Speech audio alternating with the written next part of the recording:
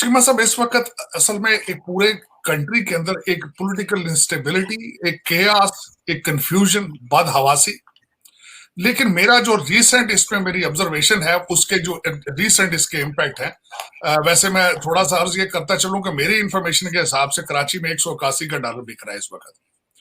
और मैंने खुद ये प्रेडिक्ट किया था, ये दिसंबर अगला साल शुरू होने से पहले पहले ये 200 को टच करेगा। और इसके साथ आप देखेंगे कि पेट्रोल भी 200 को टच करेगा, और अब मुझे चीनी भी 200 को टच करती नजर आ रही है, और आटा भी खत्म होता जा रहा है। इसमें एक चीज जो मैं बड़ी तशवीश थी मुझे, और मैंने उसको कंफर्म भी किया है। एक तो अफगानिस्तान की सिचुएशन, वहां पे उनकी इकोनॉमी का कोलैप्स होना, उनका कोई सेंट्रल बैंक इस वक्त काम नहीं कर रहा, और आपके 25% डॉलर जो है वो अफगानिस्तान में जा रहे हैं थ्रू पेशावर। एक तो ये रीजन है। दूसरा सप्लाई और डिमांड है।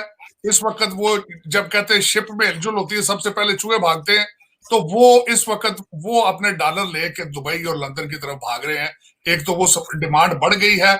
आप बल्कि मैं बताना चाहूंगा कि इस वक्त आपके बासर लोग अपनी प्रॉपर्टियां बेच रहे हैं, और जो पैसा इकट्ठा करके भागने की तैयारियां कर रहे हैं। एक तो उसका इम्पैक्ट है। तीसरा इसका जो मैंने देखा है, जो बात आपको मैं बताना चाह रहा था, मैं खलीज टाइम में मैंने पढ़ा इस चीज को, कि जब अमेरिका अफगानिस्तान में था, तो उस वक्त हर हफ्ते, हर 15 दिन के बाद $500 मिलियन अमेरिका वहां पे पंप करता था, अफगानिस्तान लेके आता था अपनी और अफगानियों की जरूरतें पूरी करने के लिए। और उनमें से 5 से 6 मिलियन जो डॉलर था वो पाकिस्तान आता था। उसमें वो डॉलर आने बंद हो गए। एक तो वो था। और तीसरा मैं ये बताना चाहूंगा कि आईएमएफ का जो आपने खुद भी फरमाया है कि एक तो वो ब्लॉकेज के नहीं आ रहे पैसे। दूसरा, आईएमएफ के साथ आपने देखा होगा जब भी डीलें करते हैं तो उसमें उनकी ये कंडीशन होती है कि आपने रुपए को डीवैल्यू करना है। और आखिरी बात जो मैं ये बताना चाहूंगा कि जो हम बात कर रहे थे कि सऊदी अरेबिया ने तोहफा दिया है। सऊदी अरेबिया ने तोहफा आपको को नहीं दिया। सऊदी अरब ने सिर्फ ये किया है कि वो आपको खींच के वापस अमेरिकन कैंप में ले जाना चाहते हैं। आपने एक चीज नोट की होगी कि पिछले महीने में हमारे 3 फेडरल मिनिस्टर वॉशिंगटन डीसी आए। तरीन साहब यहां से पाकिस्तान नहीं गए, वो सीधे सऊदी अरेबिया गए हैं। वहां से चेक लेकर वो पाकिस्तान गए, और वो जब चेक लेकर गए थे तो डॉलर मेरा ख्याल एक दिन के लिए 169 पे गया था, दूसरा दिन फिर वापस आ गए। तो असल में इस वक्त हालात ये हैं कि आपके जो पॉलिटिकल इंस्टेबिलिटी, अफगानिस्तान का इंपैक्ट और सप्लाई डिमांड, क्योंकि आपके सारे जो फॉरेन नेशनल या आपके जितने जो आपके कैबिनेट और दूसरे लोग बासर लोग हैं, वो हमें प्रॉपर्टियां बेच बेच के अपना करप्शन का पैसा लेके बाहर निकल रहे हैं। अब मैं थोड़ा सा बताना चाहता हूं कि जो नए कर्जों के बारे में, पिछले 70 साल में आपके कर्जे कितने थे? $25 ट्रिलियन।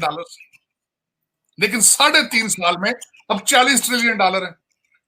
मेरी इंफॉर्मेशन के हिसाब से कि वो कहते हैं ना, जिस तरीके से खुल के लोटे डाली गई है, उसके निशानात आप देखेंगे आने वाले दिनों में कि वो क्या होता है। आप स्टोरियां ऐसी ऐसी सुनेंगे कि आप हैरान हो जाएंगे कि पिछले जो 2 पार्टियां थी, वो मैं खैर एक दफा मैंने आपको पहले भी शायद अर्ज की थी कि जावेद चौधरी साहब ने आर्टिकल लिखा था कि करप्शन वर्सेस बेवकूफी। लेकिन मैं उसके साथ ऐड एक लफ्ज करना चाहता हूं कि जब बेवकूफ आदमी करप्शन करता है, फिर वो खुल खुला के करता है। वो इस तरह की करप्शन करके भागता है। उन्होंने परमानेंट बाहर शिफ्ट होना। उन्होंने ये देखे ना, अभी तो नून लीग वाले, पीपल्स पार्टी वाले ये जाते हैं फिर वापस आ जाते हैं। इस वक्त ऐसे यार दोस्त हैं जो करीबी हैं, वो परमानेंट भागने की तैयारियां में, उन्हें पता दोबारा चांस नहीं मिलना। तो इस तरीके से खुल खुला के इस वक्त लुटमार जारी है, और उसी वजह से आपका डॉलर भी आउट ऑफ कंट्रोल है। और दूसरा, मैं आपके कई वुज़रा को मुसलसल देखता हूं कि उन्होंने बड़ी बड़ी स्टेटमेंटें दी बड़े बड़े एंकरों के सामने बैठ के कि हमारे कौन से तेल के कुएं हैं, पाकिस्तान में कौन सा तेल का कुआं है जहां से पेट्रोल निकाल के सस्ता कर दे। आपके चीनी के कुएं तो है ना। जितना आपका शुगर माफिया आपकी कैबिनेट में है, बख्तियार साहब आपके शुगर माफिया का हिस्सा है, टेबल पर बैठे हैं।